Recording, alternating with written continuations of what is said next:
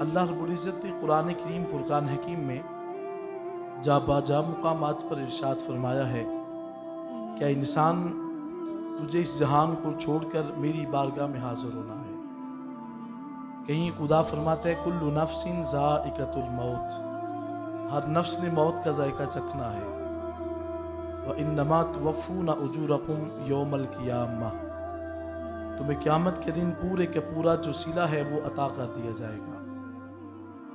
خدا فرماتا ہے فَمَنْ زُحْزِحَ وَأُدْخِلَ الْجَنَّةَ فَقَدْ فَازَ، جو انسان جہنم سے بچ جاتا ہے اور جنت میں داخل ہو جاتا ہے، بے شک وہ کامیاب و کامران ہے۔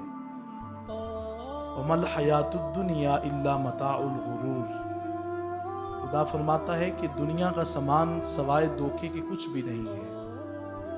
انسان فقط جو ہے وہ دھوکے کے اندر اپنی زندگی کو بسر کرتا ہے کہ میں نے شاید ہمیشہ یہاں پہ رہنا ہے، لیکن ہمیشہ یہاں پہ کسی کو بھی نہیں ہے۔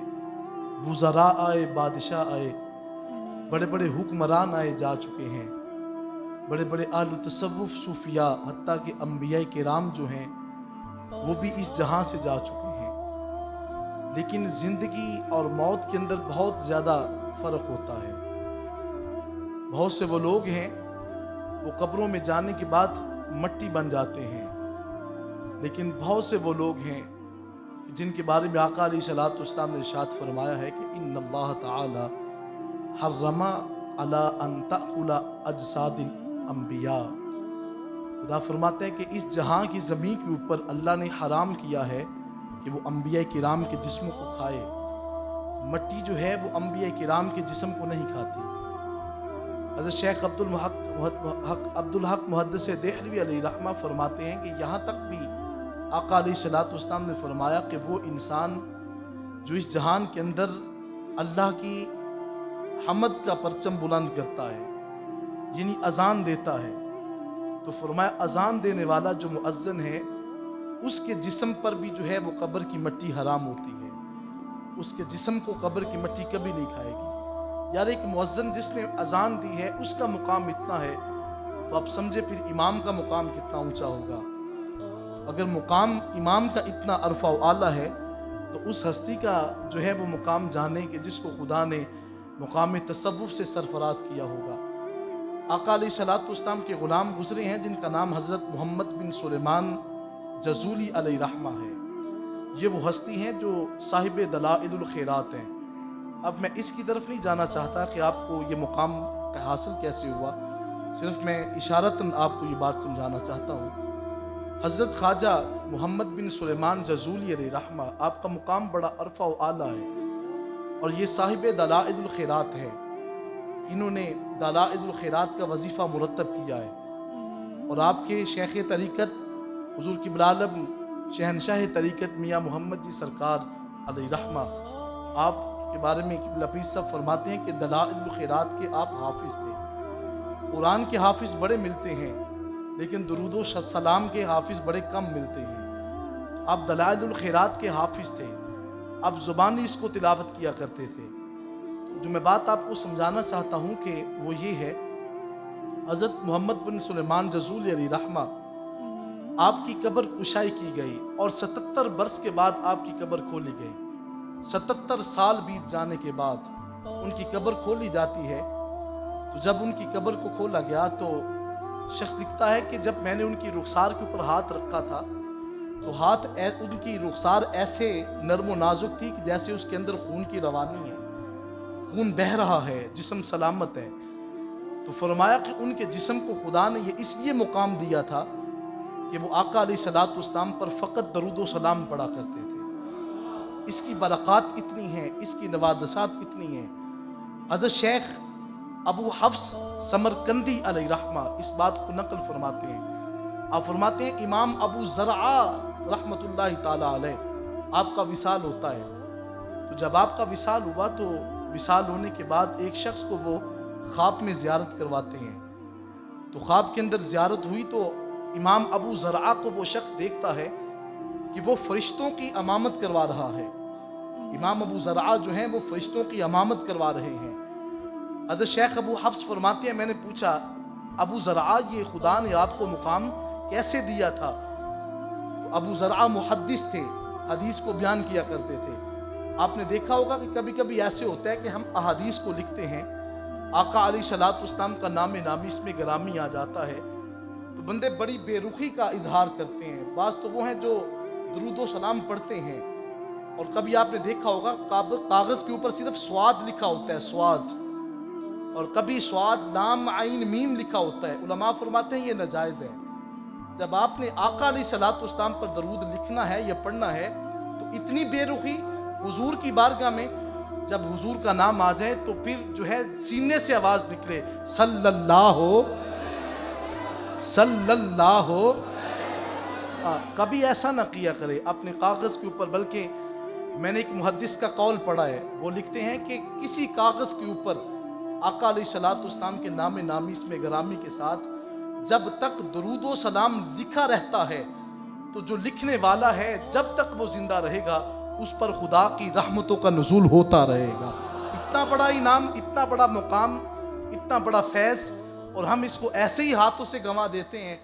تو یاد رکھیں، حضرت ابو زرعہ علیہ رحمہ، آپ سے پوچھا گیا کہ آپ کو یہ مقام کیسے ملا ہے؟ تو آپ نے فرمایا کہ میں جب بھی حدیث لکھتا تھا، یہ محدث ہیں، فرمایا جب بھی حدیث لکھتا تھا، جب بھی آتا عن النبی، تو آگے میں صرف سواد لام نہیں لکھتا تھا، یا صرف میں سواد نہیں لکھ دیتا تھا، بلکہ میں لکھا کرتا تھا صلی اللہ، کہیے نا محبت کے ساتھ، صلی اللہ۔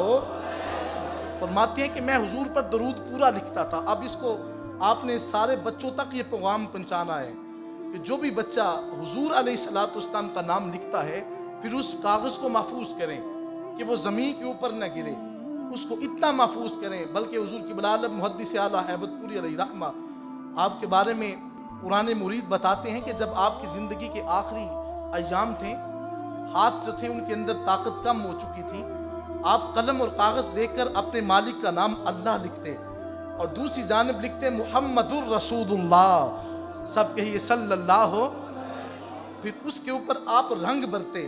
کسی نے پوچھا حضرت یہ کیا ہے؟ فرمایا کہ جو جس سے پیار کرتا ہے قیامت تک اس کا جی چاہتا ہے کہ میں اسی کے نام کو تکتا رہوں۔ تو اصل میں جب حضور کا نام آ جائے تو ہمارے لیے لازم ہے کہ ہم آقا علیہ الصلوۃ والسلام پر کثرت سے درود و سلام پڑھیں۔ امام ابو زرعہ علیہ رحمہ خواب کے اندر دیکھا تو آپ جو ہیں وہ فرشتوں کے امام بنے ہوئے ہیں، فرشتوں کے سامنے کھڑے ہو کر ان کی امامت کروا رہے ہیں۔ حضرت شیخ ابو حفص فرماتے ہیں کہ اللہ نے آپ کو یہ مقام ابو زرعہ کیسے دیا؟ فرمایا کہ یہ کون سی بڑی بات ہے، تو نے سنا نہیں کہ جو حضور پر ایک مرتبہ درود پڑھتا ہے خدا اس کے 10 درجوں کو بلند کر دیتا ہے، اس کے 10 درجات بلند ہوتے ہیں، اس کے 10 گناہ معاف ہو جاتے ہیں، خدا اس کے نامہ اعمال کے اندر 10 نیکیاں درج فرما دیتا ہے۔ تو یا جو ایک مرتبہ درود پڑھتا ہے اس کا اتنا مقام ہے۔ اگر میں آپ کو کہوں کہ جو ایک مرتبہ میری کہنے پہ سبحان اللہ کہے گا میں 10 روپے دوں گا، آپ میں سے کوئی بندہ چپ نہیں رہے گا۔ تو یار جب رب فرما رہا ہے، جب خدا کے حبیب فرما رہے ہیں کہ جو بندہ اس جہان کے اندر حضور پر ایک مرتبہ درود پڑھے میں قیامت کے دن تک اس کے 10 درجوں کو بلند کر دوں گا۔ درجہ بلند ہونا کوئی عام بات نہیں ہے۔ تو آپ جب حضور کا نام آتا ہے تو کاغذ کے اوپر بھی لکھنا ہو تو صلی اللہ علیہ وآلہ وسلم کا وظیفہ ضرور لکھا کریں۔ تو فرمایا کہ میں حضور کا نام لکھتے ہوئے درود و سلام لکھا کرتا تھا، اس لیے خدا نے مجھے یہ مقام دیا ہے۔ تو ذات ذی وقار میں عرض کر رہا تھا، یہ جو صوفیاء ہیں جن کا آپ نے تذکرہ سنا ہے، یہ نہ ختم ہونے والے لوگ ہیں۔ خدا نے ان کے ناموں کو ہمیشہ رفع والا رکھا ہے، قیامت تک ان کا نام بلند رہتا ہے اور کبھی بھی ان کا نام مٹنے والا نہیں ہے۔ تو اگر آپ بھی چاہتے ہیں کہ آپ کا نام روشن ہو جائے تو ہمیں کیا چاہیے؟ ہمیں ان کے ساتھ اپنا تعلق مضبوط کرنا ہوگا۔ میرے حضور قبلہ عالم فرماتے ہیں یاری لا محمد دے سنگ اے پر پوری یاری، یاری لا محمد دے سنگ اے پر پوری یاری، پھر قبول درود جو تیرا لکھ نہ لو ایک واری۔ حضور کی بارگاہ میں درود و سلام پڑھنا کبھی نہ بھولیں، آقا علیہ الصلوۃ والسلام پر کثرت سے درود و سلام پڑھا کریں۔ تو ذات ذی وقار میں عرض کر رہا تھا، شہر منصورہ کے اندر فرنگیوں نے حملہ کر دیا، وہاں پہ حضرت شیخ امام عبد الرحمن النویری علیہ رحمہ وقت کے بہت بڑے ولی گزرے ہیں اور بہت بڑے فقیہ گزرے ہیں۔ ان کا جب جو ہے وہ شہادت ہوتی ہے تو ایک فرنگی قریب سے گزر رہا تھا، تو حضرت خواجہ عبدالرحمن نویری علیہ رحمہ قرآن کی یہ آیت پڑھ رہے تھے کہ وَلَا تَحْسَبَنَّ الَّذِينَ قُتِلُوا فِي سَبِيلِ اللَّهِ أَمْوَاتًا بَلْ أَحْيَاءٌ عِندَ رَبِّهِمْ يُرْزَقُونَ، جو لوگ اللہ کی راہ میں شہید کر دیے جاتے ہیں ان کے بارے میں گمان بھی نہ کرنا کہ وہ مردہ ہیں، بلکہ فرمایا کہ اتنی زندگی ہے کہ خدا انہیں اپنی جناب سے رزق بھی دیتا ہے۔ اب میں یہ ان لوگوں کی بات کر رہا ہوں جو جہاد بھی سیف کرتے ہیں، جو تلوار کے ساتھ جہاد کرتے ہیں۔ آقا علیہ الصلوۃ والسلام ایک مقام کے اوپر حضور جو ہیں وہ ایک غزوہ سے واپس پلٹتے ہوئے آقا علیہ الصلوۃ والسلام نے فرمایا رجعنا الی الجہاد الاصغر الی الجہاد الاکبر۔ آقا فرماتے ہیں آؤ آج ہم جہاد اصغر سے جہاد اکبر کی طرف جاتے ہیں۔ عرض کی حضور کیا جانوں سے بڑھ کر بھی کوئی جہاد ہو سکتا ہے؟ میرا آقا فرماتے ہیں جو بندہ اپنے نفس سے جہاد کرتا ہے وہ جہاد اکبر کرتا ہے۔ یہ صوفیاء اگرچہ جہاد بھی سیف کے منکر نہیں ہے، اس کا انکار نہیں کرتے، بلکہ یہ جہاد جو ہے وہ بن نفس کرتے ہیں، اپنی خواہشات کو قابو میں رکھتے ہیں، تو پھر ان کو مقام کیا ملتا ہے؟ ادھر ان کی نگاہیں بند ہوتی ہیں، ان کا دل زندہ ہو جاتا ہے، خدا اس کو دوسری زندگی عطا فرما دیتا ہے۔ تو ذات ذی وقار میں عرض کر رہا تھا امام نویری علیہ رحمہ، آپ نے جب یہ بات سنی آپ کو خدا شہادت سے سرفراز کرتا ہے، تو وہ ایک فرنگی آپ کے جسم کے پاس آ کے کھڑے ہو کے تو جسم سے سوال کرتا ہے کہ فرنگی تو کہتا تھا کہ مردہ نہ کہیں ہم زندہ ہیں، اس نے 2 مرتبہ سوال کیا نا، تو امام نویری جو تھے وہ شہادت کے عالم کے اندر اٹھ کے بیٹھ کے کہتے ہیں شرم کر، مجھ سے پوچھتا ہے کہ میں دنیا سے جا چکا ہوں، دیکھ تو صحیح میں تیرے ساتھ کلام کرتا ہوں۔ امام نویری نے جب اتنی بات کی، فرنگی جو تھا وہیں پہ کھڑے ہو کے مصطفیٰ کا کلمہ پڑھ دیتا ہے۔ ہاں حیران کن بات یہ ہے، وہ فرنگی کہنے لگا حیران کن بات تو یہ ہے اور سوچنے کی بات یہ ہے کہ جس کا کلمہ پڑھنے والے وہ زندہ ہیں، تو جس مدینے کے تاجدار کا کلمہ پڑھا ہے اس کا مقام کتنا اونچا ہے۔ اعلیٰ حضرت نے یہی تو کہا ہے تو زندہ ہے واللہ، تو زندہ ہے واللہ، تو زندہ ہے واللہ، تو زندہ ہے واللہ، میری چشم عالم سے چھپ جانے والے۔